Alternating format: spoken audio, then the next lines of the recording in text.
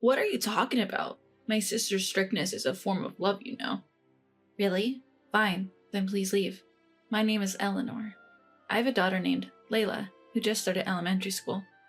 I quit my job when she was born, and now I'm a stay-at-home mom. Watching Layla grow every day brings me so much joy. But there's something that's been bothering me. It's my husband, Judas's sister. Monique is 10 years older than us and is a very responsible person. You could even say she has a strict, stoic personality, but she's also a bit too harsh and sarcastic. For example, she doesn't let even small mistakes slide. Monique, can I ask you to buy some groceries? Not flour, but panko, please. Mom, what are you saying? Are you sure it's not flour? Are you sure it's panko? It would be a hassle if you change your mind later. Confirm it now. When we visit my in-laws, this is how she talked to her own mother. And she treats everyone else the same. Eleanor, would you like a snack? We have chocolate and strawberries. Which one do you prefer? I like both, so please choose whichever you'd like, Monique. Why can't you answer my question? Don't you understand what I'm asking? I'm sorry, in that case, I'll have chocolate, please. Good. Next time, answer clearly. I don't like people who are vague. But the truth is, she's not strict with everyone. Monique is particularly hard on women. In contrast, she's always lenient with her brother Judas. Boys will always be mama's boys. It can't be helped. Because of Monique's attitude, I've felt disliked by her since I married Judas. No matter what I do, she finds some petty reason to criticize me. If I don't talk, she says I'm unfriendly and rude. If I talk too much, she says I'm annoying. So I've been avoiding her. But that's becoming increasingly difficult. Because now, Monique's strictness is targeting my daughter Layla. Monique is extremely hard on Layla, who just started first grade. For example, kids her age often have trouble pronouncing words clearly. Sometimes this sounds like sis, or baby sounds like heavy. But Monique gets angry even about that. Speak clearly. Are you trying to act cute? That won't work on me. She also complains if Layla accidentally drops some food during meals, even if it's something small and slippery like a cherry tomato. Can't you eat properly? Kids like you shouldn't be sitting at the table. Why don't you eat on the floor? And she gets angry if Layla raises her voice a little while watching her favorite cartoons. Keep it down. Think about others. Because of this, Layla also seems to be uncomfortable around Monique. Layla doesn't want to see Auntie, she once told me. I considered Layla's feelings and tried to keep some distance from Monique, but Monique would just show up at our house uninvited. Worse, Judas, her own brother, wouldn't stop her. My sister means well. She's strict now, but she really cares about Layla. You know how you end up appreciating strict teachers when you grow up? It's the same thing. But Monique is way too strict. It's not age appropriate for Layla. I feel sorry for her. That's not true. If anything, you're too lenient with Layla. Maybe you should be stricter. Why would you say that? Layla is well behaved and a good kid. Is she? If my sister gets mad at her, she must be doing something really wrong. After all, my sister is an experienced elementary school teacher. Yes, Monique has a long career as an elementary school teacher. That's probably why Judas doesn't question her. But I think that's precisely the problem. Monique works at the same elementary school Layla attends. Fortunately, the school doesn't assign family members as homeroom teachers. So for now, Monique is not Layla's homeroom teacher. Apparently, she's in charge of a 5th grade class. So she shouldn't have any reason to interact with Layla. But that's not how Monique operates.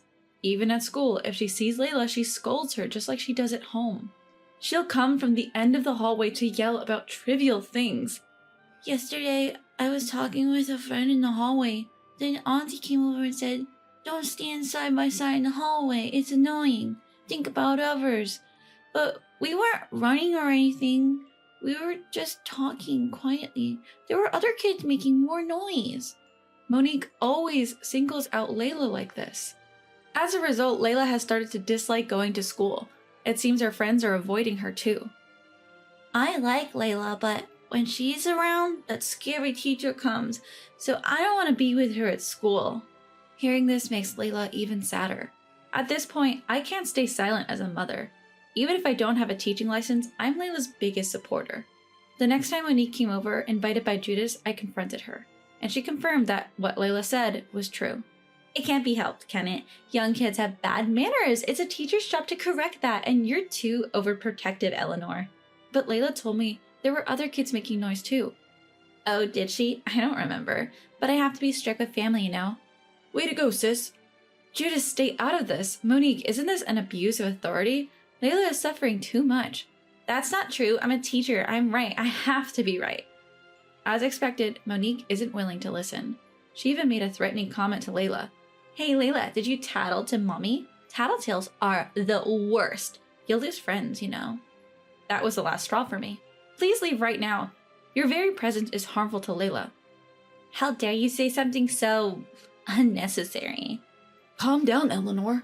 Why are you so indifferent, Judas? Come on.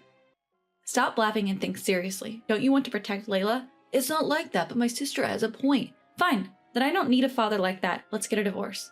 At my words, Judas laughed as if mocking me. Then he provocatively said, Really? Interesting. You're a stay-at-home mom. Do you know you can't live without money? You can't live on the money in Layla's toy cash register. You can't even buy meat or vegetables. Who do you think you are, mocking me? I'm your husband. If you really want a divorce, bring the papers. I'll sign them right away. Judas probably thinks I can't really go through with a divorce. He said it with a smug face. But I didn't bring up divorce on a whim. I took out the divorce papers from a drawer. All right, will you sign and stamp this? You said you'd divorce me right away, right? Hurry up. What? Wait, this is a joke, right? Why do you have this? I was giving you one last chance. I wanted to see if you would protect Layla from Monique. But if you won't stand up for her, Layla doesn't need a father like that. Let's divorce. What? Wait, I don't want a divorce. Kids need a father. Calm down, Eleanor. How will you manage financially? You're a stay-at-home mom. Monique, please be quiet. I can't. Layla is my niece and I'm a valuable student at our school. Are you planning to make her suffer? Women should obey men. Men are the breadwinners, the heads of households. Shouldn't you respect that? Monique pushing her outdated values and Judas listening contently. I couldn't stand talking to them anymore, so I said this. If you're going to say that, let me clarify. Breadwinner? Head of the household? Those are terms you can use when you're financially supporting the family, right? But this house is in my name. The land too, and most of our savings come from my earnings. This is true. I may be a stay-at-home mom now, but I was a surgeon before giving birth. I worked at a fairly large hospital and earned a lot, even doing surgeries and night shifts. I bought this house in cash from my salary at the time. On the other hand, Judas, who was always spoiled by Monique, has careless personality and only occasionally takes on odd jobs as an adult. Normally, he just lounges around the house, playing video games all day. He doesn't even contribute to the bills, so we've been living off my savings. I kept telling myself, once he goes back to work, we'll start saving again. I used to be attracted to Judas's carefree lifestyle when we were younger, but lately, I've been regretting ever getting married to him. Still, our daughter Layla is attached to Judas, so I thought about avoiding divorce, but you'd choose Monique over Layla and me, wouldn't you? Judas, if that's the case, Layla is more important to me than you are. I don't need you. Get out. No, wait, Eleanor, let's talk this through calmly. Talk? What's there to talk about with you? Who can't think of himself and just does whatever Monique says? You said you'd sign the papers, didn't you? Don't lie to me. Well, Monique, as a teacher, you'd agree that lying is wrong, even for adults and men, right? Yeah, but... Sis! Both Judas and Monique were hesitant about the divorce, but they must have realized there's no going back. After a few hours of resistance, they finally signed and stamped the divorce papers. From now on, let's communicate through lawyers. Layla and I will move to a short-stay apartment for now. I'll give you the lawyer's contact later. I took the divorce papers, grabbed the essentials, and left the house with Layla. I thought Layla would resist more, but she seemed happier to be away from Monique than sad about leaving Judas. She followed me with a big smile on her face. After that, we moved out of the short-stay apartment in a few months and relocated near my parents' home. I didn't get any alimony from Judas, but he did agree to give up any claim to our assets. I still get messages from him, but I ignore them all. If it weren't for Layla's visits, I could completely cut him off. Moving near my parents has helped me create a better environment for raising Layla. Luckily, I was able to return to work at a nearby major hospital. My parents help with the night shifts. I'm truly grateful. The only regret is that I had to transfer Layla to a new school. She had just started to adjust to her old school. But, to my surprise, Layla quickly adapted to her new school. I miss my old friends, but I'm happy that Auntie isn't at this school. I've made new friends and it's really fun. She says this every day, looking happy as she goes to school. She's already made quite a few new friends, so I don't think I need to worry much. The most important thing is that Layla is happy. As for Monique, I've reported her to the school. I've told them about how she treated Layla at home and what Layla has told me about school. And I found out something surprising. Monique was already a problematic teacher, often accused of favoritism. Even in her homeroom class, there were weekly complaints about her. My daughter told me you're only nice to the boys in the class. Why do you send her to the hallway when she forgets her homework? For the boys, you just say, that's not good, right? Is it true that you only share extra lunch jellies with the boys? I heard you justify it by saying boys are bigger, but aren't girls in upper elementary school often larger? This is clear favoritism. She was a teacher who had been criticized like this from the start.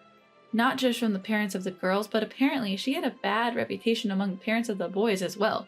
We don't want our kids to be overly pampered. Can't you handle this more responsibly as a teacher? My child says it's uncomfortable to see you being strict only with the girls. It's bad for their education, so please change the homeroom teacher.